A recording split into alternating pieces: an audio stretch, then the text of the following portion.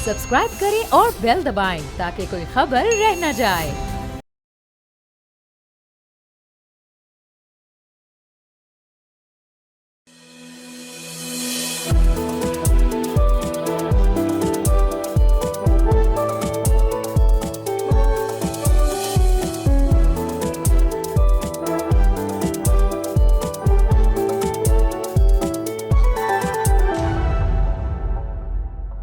बिस्मिल्लाहिर्रहमानिर्रहीम। अस्सलाम वालेकुम नाज़रीन, प्रोग्राम फ्रंट पेज के साथ मैं हूं मुइज़्ज़ुर रहमान। नाज़रीन, आज हम प्रोग्राम का आगाज़ करते हैं पाक भारत जो कशीदगी चल रही है उसी के हवाले से अहम अपडेट्स आपको दें। और जो सबसे अहम खबर यही है कि गुज़िश्ता शब अमरीकी secretary of state Marco Rubio का भारत और पाकिस्तान के दरमियान बढ़ती हुई कशीदगी को कम करने के लिए दोनों ममालिक से कोशिश करने की उन्होंने अपील की है। ये अपील उन्होंने गुज़िश्ता हफ्ते भारत के जो बेसिकली मकबूजा कश्मीर में होने वाले हमले के बाद की है, जिसमें 26 सयाह हलाक हुए थे।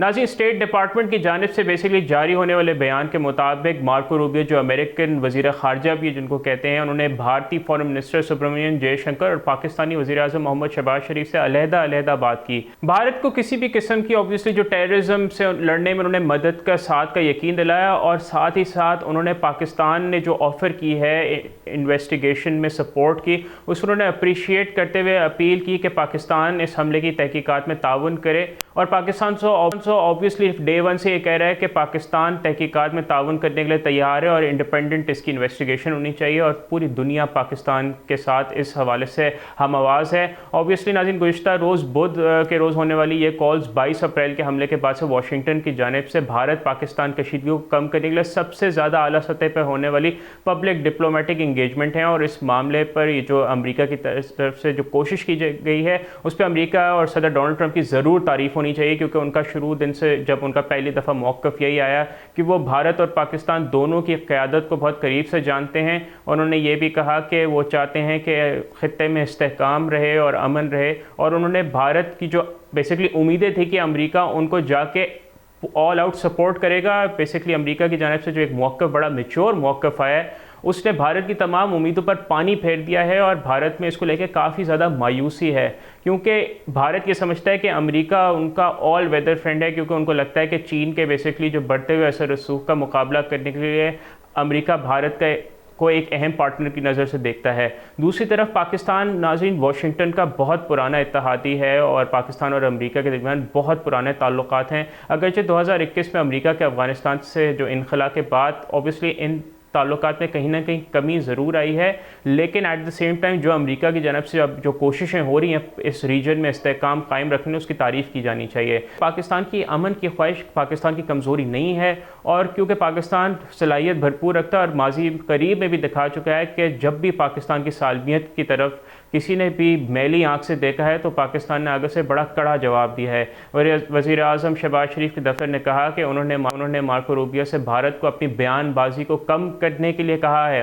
मार्को रूबियो ने दोनों एशियाई जोहरी ताकतों से तनाव को कम करने, बराह रास्त मवासलात को बहाल करने और अमन बरकरार रखने के लिए अपील की है। नाज़रीन, ये बहुत अहम डेवलपमेंट है, क्योंकि पाकिस्तान हमेशा से यही चाहता है कि भारत से पुरअमन ताल्लुकात रहें, लेकिन भारत अपने जंगी जुनून से बाहर निकलता ही नहीं है, क्योंकि वो अपने जो अंदरूनी जो खलफशार है उसको छुपाने के लिए हमेशा पाकिस्तान के ख़िलाफ़ जहर उगलता रहता है। और नाज़रीन, वाशिंगटन ने दीगर ममालिक से तनाव को कम करने में मदद की भी अपील की है, और इसी के हवाले से जबकि इंडिया और पाकिस्तान से ज़िम्मेदाराना हल पर काम करने को भी कहा है। याद रहे कि वाशिंगटन ने पाकिस्तान की तनकीद की है, बग़ैर हमले की मज़म्मत की है, और भारत के लिए ये बहुत बड़ी डिप्लोमेटिक शिकस्त है, क्योंकि उन्होंने इसका फ़ौरन ही इल्ज़ाम पाकिस्तान पर लगाया था। और ऑब्वियसली पाकिस्तान ने, क्योंकि इसमें कोई रोल नहीं है, तो पाकिस्तान ने गैर जानिबदार तहकीकात का मुतालबा भी किया है, और भारत को ये लगता था कि वो दुनिया की आंखों में धूल झोंक देगा और पाकिस्तान के ख़िलाफ़ कोई बहुत बड़ी डिप्लोमेटिक कामयाबी अचीव कर लेगा।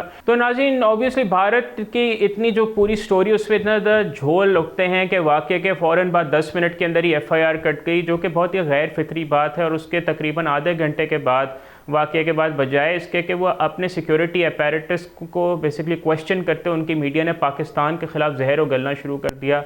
और फिर उन्होंने भारत ने सिंतास मुआहदा मुअत्तल कर दिया, जो कि आलमी क़वानीन की ख़िलाफ़ वर्जी भी है। और पाकिस्तान ने इसका भरपूर जवाब दिया है, लेकिन बड़े एतदाल के साथ और बड़ी मेच्योरिटी के साथ। पाकिस्तान ने बड़े प्रूडेंट स्टेप्स उठाए। उन्होंने अपनी फ़िज़ाई हदूद भारत की एयरलाइंस के लिए बंद की और उन्होंने भरपूर जवाब देने का इरादा किया है। और उसकी वजह से नाज़रीन, भारत काफ़ी ज़्यादा, अगर देखा जाए तो उसको काफ़ी ज़्यादा सेटबैक लगा है। और भारत ने LOC पर दरअंदाजी की भी कोशिश की, लेकिन पाकिस्तान ने बहुत मुंह तोड़ जवाब दिया है। तो इस वजह से भारत की अभी तक हिम्मत नहीं हुई है पाकिस्तान के ख़िलाफ़ कोई जो नापाक अज़ाइम को बेसिकली प्रैक्टिकलिटी में बदलने के लिए, अगरचे वो उसका बार बार इरादा करते हैं। लेकिन ऑब्वियसली पाकिस्तान 2019 फरवरी में भी दिखा चुका है कि जो भी पाकिस्तान की सालमियत के ख़िलाफ़ काम करता है उसको बड़ा मुंह तोड़ जवाब दिया जाता है। तो इस दफ़ा यही देखा जा रहा है कि भारत सिर्फ मुंह के फायर ही हो रहे हैं। और ऑब्वियसली पाकिस्तान ने गुज़िश्ता दिनों ये भी कहा कि भारत पूरा इरादा रखता है पाकिस्तान पे हमला करने के लिए। जो ग्लोबल मीडिया है, इंटरनेशनल मीडिया, चाहे इकोनॉमिस्ट हो, चाहे अल जज़ीरा हो, चाहे रॉयटर्स हो, और ब्लूमबर्ग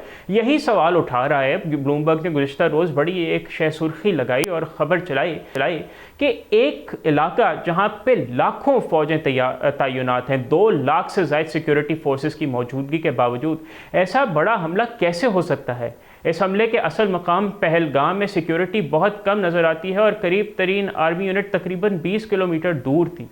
तो जहाँ पे लाखों की अफवाज तैनात हैं, वहाँ पे इतना बड़ा सिक्योरिटी लैब्स कैसे हो सकता है। कुछ भारतीय हुक्काम का कहना है कि सिक्योरिटी फोर्सेस हर जगह मौजूद नहीं हो सकती, लेकिन नाज़रीन, ये बात कितनी मंतकी है कि जब आपके पास हर 6 बाशिंदों पर एक सिक्योरिटी एहलकार तैनात हो। ये सवाल तो पैदा होता है कि मकबूजा कश्मीर में जो एक मैथमेटिकल फार्मूले के मुताबिक हर 6 शहरियों पर एक भारतीय काबिज फौजी तैनात है।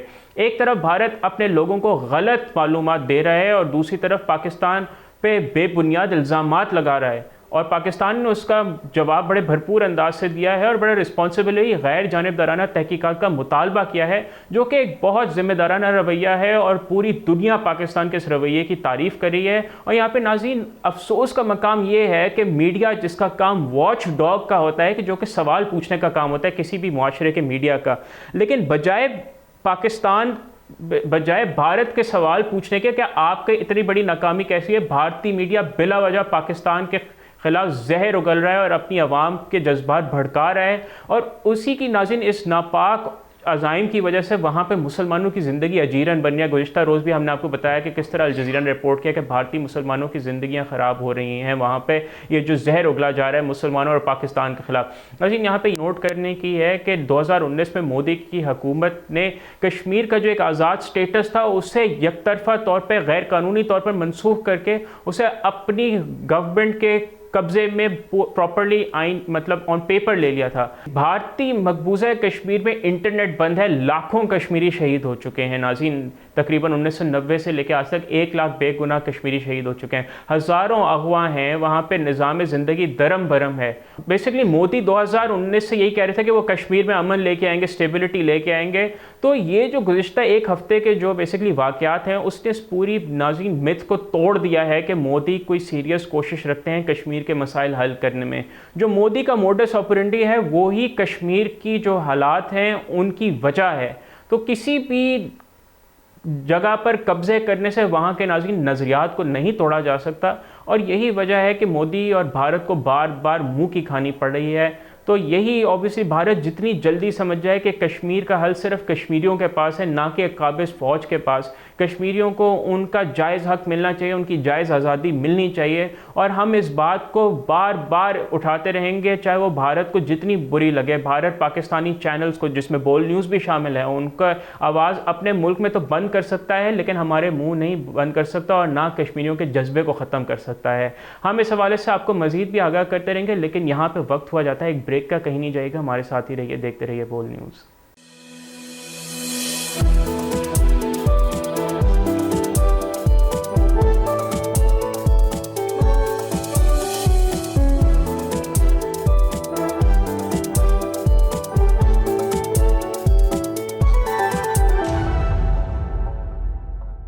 नाज़रीन, welcome back to front page. ब्रेक से पहले हमने आपको जो पाक भारत कशीदगी चल रही है उसके हवाले से हमने आपको अहम अपडेट्स दिए और हमने भारत के बारे में बताया कि उसकी नीयत में कितना ज़्यादा खोट है और वो पाकिस्तान के ख़िलाफ़ गैर ज़रूरी तौर पर बेहुदा इल्ज़ामात लगाता रहता है ताकि वह अपने अंदरूनी खलफशार को छुपाए। इस हवाले से मज़ीद गुफ्तगू करने के लिए हमने अपने प्रोग्राम में दावत दी है दिफाई तज्ज़ियाकार हैं ब्रिगेडियर रिटायर्ड मसूद अहमद खान साहब, जिनसे हम इस हवाले से गुफ्तगू करेंगे। बहुत शुक्रिया आप जब आपने हमें वक्त दिया है ब्रिगेडियर साहब। वेलकम जी।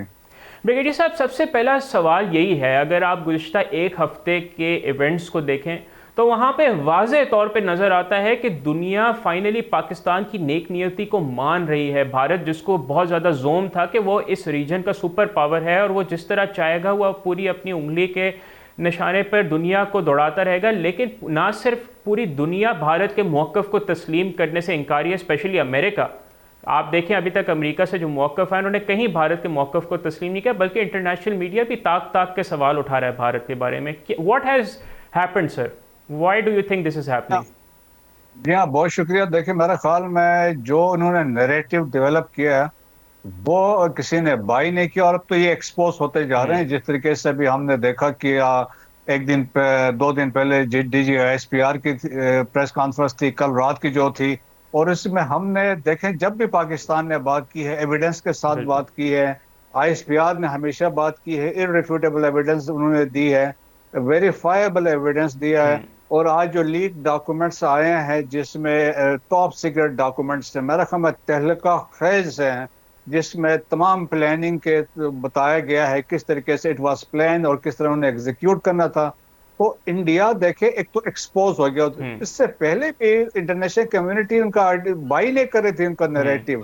देखिए 100 डिप्लोमेट्स को बुला के उन्होंने ब्रीफिंग दी, तो उसके बाद एक डिप्लोमेट ने कहा क्या आप उस मुल्क के साथ जंग करने जाएंगे जो न्यूक्लियर पावर्ड है और based on the past pattern. उन्होंने कहा तो ये तो कोई सबूत नहीं हुआ कि पहले ऐसा होता था, और पहले वाले भी सारे फॉल्स फ्लैग ऑपरेशंस थे।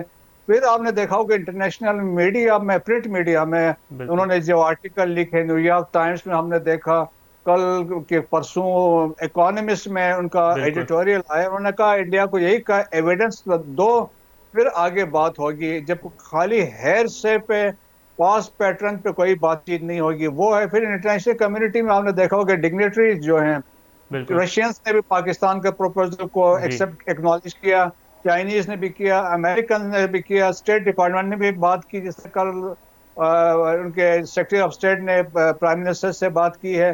तो वो डेवलपमेंट है। फिर मैंने कहा मीडिया पाकिस्तान के साथ खड़ा है और इसके साथ पब्लिक ओपिनियन जनरली जब हम बात करते हैं इंटरनेशनली वो सपोर्ट कर रहे हैं, क्योंकि उनके पास जो चीजें हैं, जो कहानी है, एविडेंस जो बनाने की कोशिश कर रहे हैं वो लिंक नहीं हो रहा है, लेकिन एक्सपोज होते जा रहे हैं। उसमें बहुत ज़्यादा झोल है। आपने अभी जिक्र किया इकोनॉमिक्स को, कल ब्लूमबर्ग ने भी ये कहा कि एक ऐसा इलाका जहाँ पे औसतन हर 6 शहरियों पर एक फौजी तैनात है भारतीय मकबूजा कश्मीर में, तो उनकी नाक के नीचे से इतना बड़ा वाक़या कैसे हो गया कि 26 लोगों को शनाख्त करने के बाद मार दिया गया और वो हमलावर फरार भी हो गए। तो वही obviously it is not adding up. और ब्रिगेडियर साहब, आप ये बताइए भारत की कितनी बड़ी डिप्लोमेटिक शिकस्त है कि एक साइड पे चीन, तुर्की, अज़रबैजान जैसे ममालिक और दीगर ममालिक पाकिस्तान के साथ बिल्कुल यकजान खड़े हुए और पाकिस्तान की वॉर ऑफ टेरर के अगेंस्ट कामयाबियों को मानते हैं। और on the other hand America, जिसको भारत अपना बहुत बड़ा एलाई समझता रहा है, वो अमेरिका उस भारत को कह रहा है कि पाकिस्तान से आप जाके बैठिए और मुज़ाकरात कीजिए, जिसके वज़ीर ख़ारजा जयशंकर पहले पाकिस्तान को मूरत इल्ज़ाम ठहराते हैं कि जी हम दहशतगर्दों के ख़िलाफ़ मुज़ाकरात नहीं करते, या नरेंद्र मोदी जिनकी सारी सियासत ही इस पर रही है कि हम पाकिस्तान के साथ नहीं बैठ सकते। तो आप ये बताएं कि आगे आने वाले वक्तों में ये भारत को किस तरह इम्पैक्ट करेगी ये चीज़? देखिए, मेरे ख्याल में बड़ी सेटबैक है, स्पेशली जो आज के जो लीक डॉक्यूमेंट्स हुए हैं, टॉप सीक्रेट डॉक्यूमेंट्स हुए हैं। मैं तो समझता हूँ इससे तो इनकी बीजेपी के कोalition गवर्नमेंट को गिरना चाहिए, क्योंकि जिस तरीके से ये लीक हुए, प्लानिंग की गई थी कि यहाँ पे पहलगाम में ऑप्शन 1 है, अगर नहीं होता तो जाके शोपियां में करना है, टारगेट हिंदूज को करना है और फिर एंटी इस्लामिक सेंटिमेंट्स उभारना है। और देखें तो अब ये भी एक्सपोज हुए हैं, सारी चीजें इनके अगेंस्ट जा रही है। और फिर ऊपर से देखें ना कि एविडेंस के बाद आती है CRPF का कैंप जो था वहां से 5 किलोमीटर पे था और राष्ट्रीय राइफल्स वाले 7 किलोमीटर पे थे। और लोग कहते हैं कि यहाँ पे हेवी प्रेजेंस होती थी सिक्योरिटी की। उस दिन वहां पे कोई सिक्योरिटी वहां बिल्कुल। पे नहीं थी। फिर अमरनाथ यात्रा भी यहाँ से बेसिकली स्टार्ट होती है, हम्म। तो उस वजह से भी यहाँ पे कैंप्स होते थे, तो वो भी नहीं है। और फिर जिस तरह आपने अभी जिक्र किया, देखें कि जो Indian, it is highly militarised zone yes. दुनिया में। हर 6 कश्मीरी के पीछे एक सोल्जर है। 3 कोरें लगी हुई है, देखें, एक लद्दाख में, लेह में लगी है। एक उसको 14 कोर कहते हैं, 15 कोर बादामी बाग श्रीनगर में है, 16 कोर नगरोटा में है। इनका कमांड जो हेडक्वार्टर है उधमपुर में है। हम्म। और एक रिजर्व कोर है उत्तर प्रदेश में है। सिविल आर्म फोर्सेस, राष्ट्रीय राइफल, सीआरपीएफ, बीएसएफ, एयरफोर्स, सीमा बल के लोग हैं। और इसके बाद जम्मू एंड कश्मीर पुलिस। और इनके मौजूदगी में अगर आप जैसे वाकया होता है 1 मिलियन ट्रुप्स, हम्म। और इसके बाद तो यकीनन फिर सवाल तो उठेंगे ना कि बिल्कुल। ये क्यों कर ऐसा हुआ। तो अब ये फंस गए हैं। अब इनके पास देखें फेस सेविंग के लिए भी कुछ नहीं हम्म। है।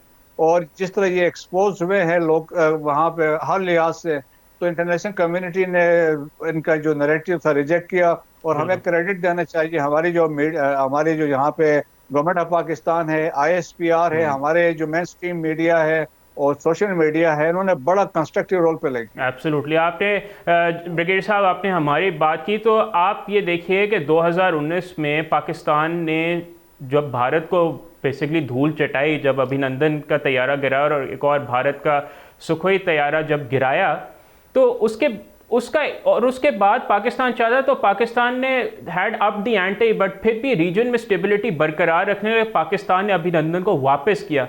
तो जो वो एक प्रेसिडेंट सेट हुआ, वो कितना बड़ा प्रेसिडेंट आज के हवाले से सेट हो गया कि अभी तक भारत के जितने भी जो ये जंगी जो जुनून है, वो सिर्फ बयानात की हद तक ही महदूद रहा है। अभी तक उनकी हिम्मत नहीं पड़ी है कि वो पाकिस्तान के खिलाफ कोई एक्टिव वॉरफेयर का कोई जो है वो ले सकें। वो अभी तक ऐसा लगता है सिर्फ भारतीय टीवी स्क्रीन तक ही मुत्तहद जो है ना वो लिमिटेड है। देखें ना, अभी जो कल जो वाकया हुआ है, कल जो उनके 4 राफेल तैयारे आए थे Indian illegal occupied Jammu Kashmir के अंदर से, जब हमारे जहाज एयरबोर्न हुए उसी एरिया में पहुंचे, दे जैम देयर कम्युनिकेशन। राफेल के कम्युनिकेशन को जैम कर दिया था हमारे जहाजों ने। बिल्कुल। उस पे उनका जो वाइस एयर चीफ है general Sujeet has been removed, dismiss from this service. ये बहुत बड़ी उसने रिजाइनमेंट भी शो की। तो आप देखें कि इस तरह डेवलपमेंट वहां पे हो रही है। हम्म। और जो जिस तरह जनरल सुशिंदर कुमार को उन्होंने रिमूव जी। किया नदरन कमांड से, इस तरह अभी वाइस एयर चीफ को निकाला है। तो बड़े सीरियस डेवलपमेंट है, डिस्ट्रस्ट है और लो मोरल है। और दूसरा डीप इंटरनल जो हम कहते हैं क्राइसिस है वहाँ इंडियन आर्म फोर्सेस में। तो इन हालात में मेरे ख्याल में वो they are not in a position कि पाकिस्तान के साथ पंगा लें। वैसे भी न्यूयॉर्क टाइम ने एक बड़ा फुल फ्लेश आर्टिकल लिखा था कि वो कन्वेंशनल वार पाकिस्तान के साथ लड़ ही नहीं सकते। बिल्कुल, आप ये सही कह रहे थे। और वहाँ पे देखा जाए तो रैंक एंड फाइल की अभी आपने एक बात की, अभी गुज़श्ता रोज़ भी एक वाक़या सामने आया कि जब 6 सिखों को भारतीय फौज ने एक कश्मकश में जो है हलाक कर दिया, तो ये भी बात बता रही है कि भारत के अंदर ही बहुत ज़्यादा अंदरूनी खलफशात बहुत ज़्यादा बढ़ती जा रही हैं। वहाँ पे इतनी ज़्यादा रेजिस्टेंस की तहरीक चली है, चाहे वो माओइस्ट की हों, और जो मकबूजा कश्मीर उनके हाथ में नहीं रहा है। इवन मोदी की अपनी इंटरनल सियासत भी कितनी ज़्यादा कमज़ोरी का शिकार है। पिछले साल जब इलेक्शन हुए तो उनका नारा था कि अब की बार मोदी सरकार 400 पार, लेकिन मोदी अपनी दौरे हुकूमत में अपनी पूरी सियासी करियर में पहली दफ़ा एक मखलूत गवर्नमेंट के अंदर आए हैं। तो भारत अंदरूनी तौर पर भी बहुत ज़्यादा खलफशार का शिकार तो है। ये देखें, असल में गेम तो यही है ना कि डोमेस्टिक ऑडियंस को वहां से निकाल के अटेंशन डाइवर्ट करने की एक ये चाल होती है। जिस तरह की एक्टिविटीज जब होते हैं, तो आप देखें all is not well inside India. India में जिस तरह वहां पे हालात हैं, आप देखें नॉर्थ ईस्ट इंडिया में हम स्टार्ट करते हैं अक्रॉस सिलीगुड़ी कॉरिडोर, जो किसी वक्त भी चाइनीज आके बैठ सकते हैं, उनके गला काट सकते हैं। 7 स्टेट जो है नॉर्थ ईस्ट में, वो they are struggling for independence. उसमें क्रिश्चियन मेजॉरिटी में है, फिर मुस्लिम्स भी है और आदिवासी हैं, शेड्यूल कास्ट के लोग हैं। आप देख लें Indian illegal occupied Jammu and Kashmir में 78 ईयर से क्या हो रहा है, and then followed by Indian occupied Punjab जो है, खालिस्तान की बात होती है। नक्सलाइट देखें, they are controlling 14 provinces states out of 29। और इसके अलावा आप देखें कि दलित के साथ जो कुछ हो रहा है, और बांग्लादेश के साथ भी अब जो एक बड़े तनाव शदीद चल रहा है जो 25 करोड़ दलित हैं और मुसलमान 20 करोड़ हैं। फिर नॉर्थ और साउथ की डिवीजन भी है, नॉर्थ वाले आर्यंस है, साउथ वाले द्रविडियंस है, साउथ वाले अपने आप को सुपीरियर समझते हैं, वो भी तकसीम है। तो इंडिया के अंदर हालात मैंने कहा बिल्कुल ठीक नहीं है। ये तो वैसे शाइनिंग इंडिया के ड्रामे हैं और ये वो कर रहे हैं, लेकिन वो बड़े वीकर विकेट पे हैं। लेकिन जो अब रिसेंट डेवलपमेंट्स के बाद ट्रांसनेशनल रिप्रेशन, कनाडा में, यूनाइटेड स्टेट्स में, यूके में, पाकिस्तान में टेररिज्म इनसाइड पाकिस्तान, ईयू लेव स्पाइंग, ये एक्सपोज हो गए हैं। और मेरे ख्याल में अब जो इंटरनेशनल कम्युनिटी को दे शुड होल्ड जो India accountable for their terrorist activities across the globe. Absolutely, बहुत शुक्रिया ब्रिगेडियर मसूद अहमद खान, आपने हम किया और बहुत ही मुस्तनद तज्जिया आपने दिया। बिल्कुल नाज़रीन, भारत मुकम्मल तौर पर एक्सपोज हो चुका है और यहाँ पे हमें पाकिस्तानी अवाम, पाकिस्तानी अफवाज और तमाम लोगों को क्रेडिट देना चाहिए जिन्होंने बड़ी जो है यकजहती का मुजाहरा किया। बेशक हमारे अपने अंदरूनी सियासी इख्तलाफात रहते हैं और वो हर जमहूरी मुआशरे में रहते हैं, लेकिन उस सब के बावजूद पाकिस्तानी कौम यक ज़ुबान रही कि हम पाकिस्तान की बेसिकली सलामती के ख़िलाफ़ किसी को भी कोई भी नापाक हमला नहीं करने देंगे। इसके साथ ही आज के हमारे शो का वक्त हो जाता है ख़त्म। आपसे इंशाल्लाह मुलाकात होगी अगले हफ्ते। टिल देन अपना बहुत ख्याल रखिएगा। बोल न्यूज़ के सोशल मीडिया हैंडल्स पर अपना फीडबैक ज़रूर रिकॉर्ड कीजिएगा। मुझे मुइज़्ज़ुर रहमान को इजाज़त दीजिए। अल्लाह हाफ़िज़।